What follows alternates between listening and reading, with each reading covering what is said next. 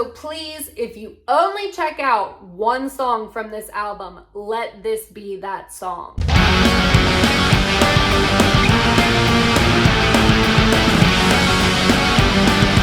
What's up, my fellow headbangers, and welcome back to my channel. For those of you that don't know me, I'm Courtney, aka The Versatile Virgo, and I'm an independent writer and photographer for my own metal lifestyle website, theversatilevirgo.com, where I focus on everything from musically inspired recipes to live music, new music suggestions, and so much more. I also have an Etsy shop where I sell my VVTs, tanks, and tote bags, which I make from official merch. So if that's something that interests you, or you're just looking for cool stuff for headbangers, I've linked both my website and my Etsy shop in the description below. Megadeth has finally released their new album called The Sick, The Dying, and The Dead. And as such, a highly anticipated new metal release that also had some controversy surrounding it, you know I had to come here to talk to you about it today. So before we even get into the album itself, I just kind of wanted to briefly talk about Megadeth. If you're not new to metal, then you definitely know who Megadeth is, or at least you should. But my videos are also for people new to metal who want to learn more about the music. It's all part of my evil plan to make everyone a heavy music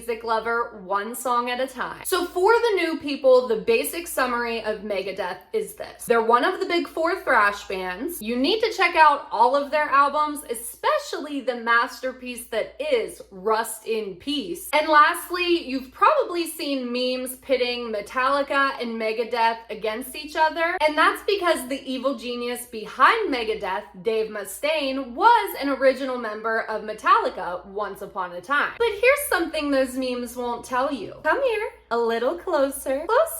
Don't let memes influence your musical decisions. Listen to both bands, fool. Oh, and before anyone gets on my case about calling Dave Mustaine an evil genius, he is, and I mean that as a compliment. Dave Mustaine knows that he is Dave Mustaine, and the man has never been shy of speaking his mind, even when it's things that maybe I necessarily don't always agree with. Fun fact, I also like people who have different opinions of me because that's how the world works. And Dave Mustaine also definitely makes decisions that are definitely in his best interest, which I'll get into a little bit more in a second. So while he may rile people up sometimes, he's still a musical genius. I mean, it's freaking Dave Mustaine we're talking about here. Come on. I'm not going to focus on the controversy that surrounded Megadeth and this album at one point, but I do want to mention it because it does play into what we might hear on this album. So essentially, the Spark Notes version. Last year in 2021, longtime Megadeth bassist Dave Ellefson found himself in a bit of controversy for, long story short, a video that had surfaced of him doing some questionable things that perhaps maybe a married man should not be doing. Not an invitation for you to send me your opinions. And if you're not aware of the controversy that I'm talking about, you can Google it. I'm not going to go into the whole thing because I don't want it to take away what we're here to talk about, which is the new Megadeth album. But the reason I bring it up is because, again, Dave Ellefson is a longtime Megadeth bassist. He's been on, I believe, 12 Megadeth albums. So ultimately, after this scandal had broke, a few months later, it was revealed that Dave Ellefson's bass tracks were being removed from this album and that a new bassist would be playing on the record. And again, this scandal in particular is one of those situations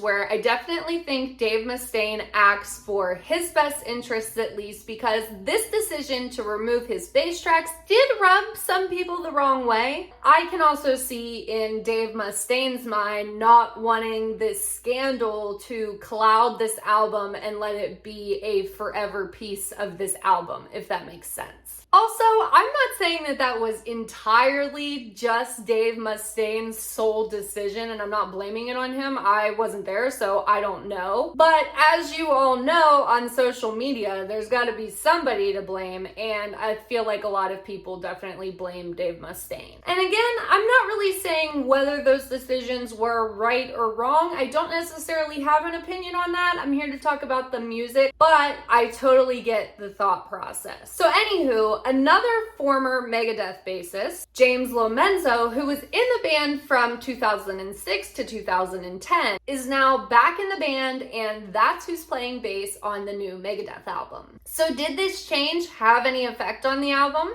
Did it have any effect on the way it sounded? After all, the bass tracks were already recorded. Well, I'm so glad you asked. Megadeth's The Sick, The Dying, and The Dead opens with the title track. The song starts off with this desolate sounding intro where you can hear someone yelling, "Bring out your dead," several times before this dark and gloomy opening riff begins. And then immediately, I was already forgetting about all the stuff we talked about just now. It was almost like the excitement of just like, oh my god, this is new Megadeth, and how excited I was to hear new Megadeth and finally hear this album just kind of like washed all of that away. And then when the song fully comes in, you're like, yep, sounds like Megadeth to me. Something I noticed about this song is that the energy seems to pick up more and more as the song goes on. To me, there was a clear change between verses 1 and 2, for example, which is after the song sort of peels back and then comes punching back in again, and then it's even heavier and more high energy than it was before. And while the energy does build on that song, Life in Hell is next, which is definitely darker and more high energy consistently throughout than the prior track. It's speedy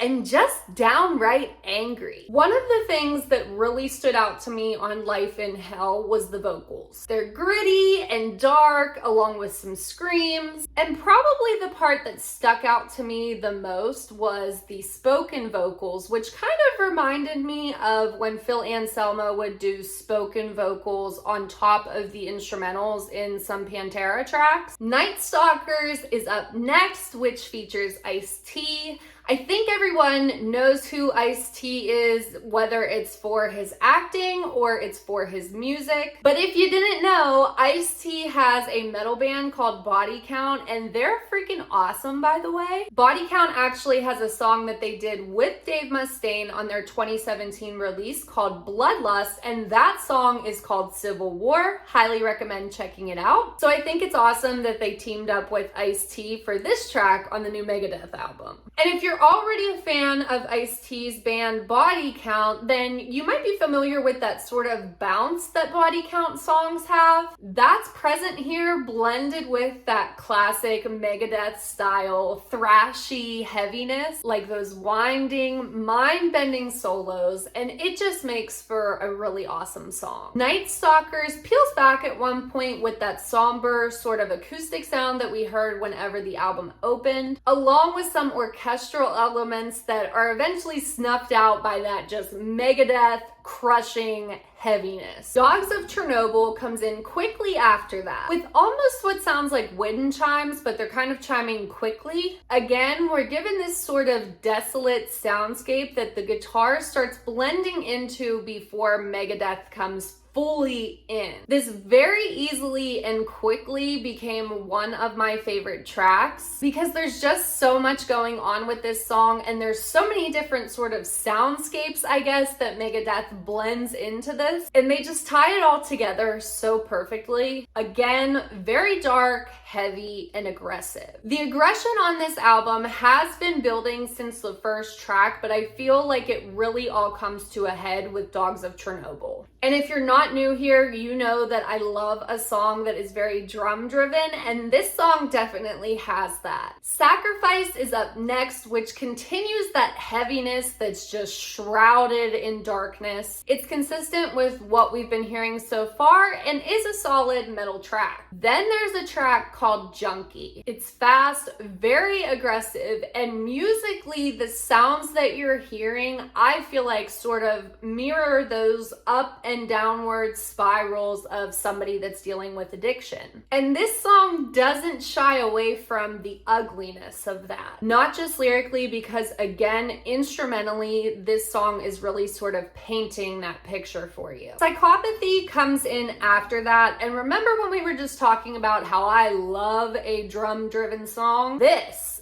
is that song. The drums literally start this thing off with just heart-pounding, booming intensity. Psychopathy is not really a full song, but rather an instrumental that leads into the next track, which is called Killing Time. This is another one that easily became one of my favorites on the album, and very quickly. Out of all of the songs we've heard so far, this one in particular is probably my favorite vocal performance from Dave Mustaine. And not that he didn't sound great on the prior tracks, but this one in particular really plays with those gritty, angry vocals where he's almost kind of serenading you in some sections of this song. Vocals just bend and spin and wane with those guitars. And I don't know. I just freaking love this song, okay? It's one of those ones that really just kind of left me like, oof. So please, if you only check out one song from this album, let this be that song. Then there's Soldier On, which gives the exact energy that the title suggests. It's rigid, rough, and high energy. Again, another one that's very drum driven. This is that song for a day where you're just like not in the mood, you know, and you just have to soldier on. Celebutante follows that, coming in with a short, dark intro before this track just explodes. And it doesn't lose any of that momentum. It stays in this intense, highly aggressive mode and just really kind of leaves it all on the field, so to speak. Another personal favorite of mine, there's of course one of those Megadeth style breakdowns with those waning, soaring guitars that just adds even more depth to the song and just makes it that much more awesome. Then there's Mission to Mars. It gives you that kind of atmospheric soundscape that you'd expect to hear in a song with this title, and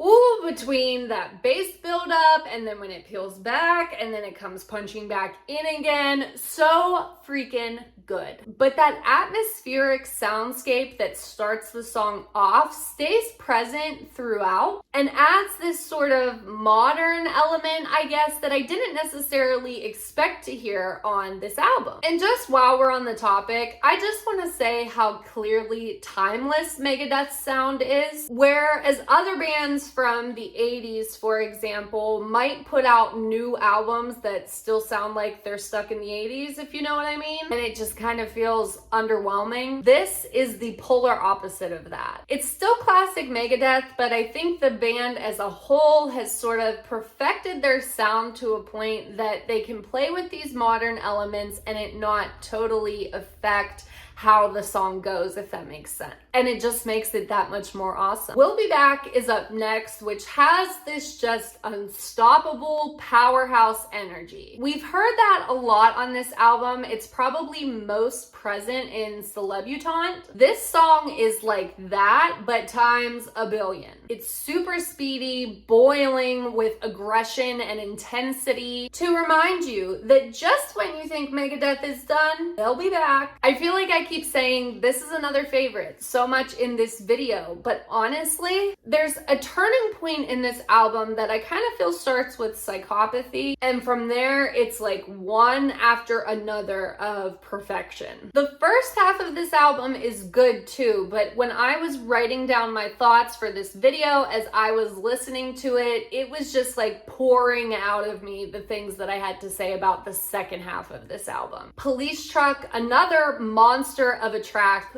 follows that. It almost kind of reminds me of a Misfits song, not instrumentally. It definitely sounds like a thrash style track, but it has that sort of wildly free rebel energy that you get with a punk song. The final track on the album is called The Planet's on Fire, Burn in Hell. Perfect title in my opinion, by the way. So this track features Sammy Hagar, and what I love about it is it sounds like a classic 80s sort of heavy metal song. It actually very much reminds me of like a hair metal track. It has this chorus that I could just see people like singing along to at like a Poison concert, for example. That's the way it sounds to me, at least. But that's all while they're singing, "Ooh, this planet's on fire." And it's just like, this is the evil genius side of Dave Mustaine that I've been talking about. I love this song. And honestly, I'm not really a big Sammy Hagar fan, but this song definitely made me like him a little bit more. So overall, the new Megadeth album is freaking awesome. I also just want to say that I feel like when a band is at this point in their career that they've been so successful and so successful for so long, that I think sometimes heavy music fans can kind of look at a huge album release like this and be like, well, it's another Megadeth album. And maybe not necessarily give it the same chance that they would other albums because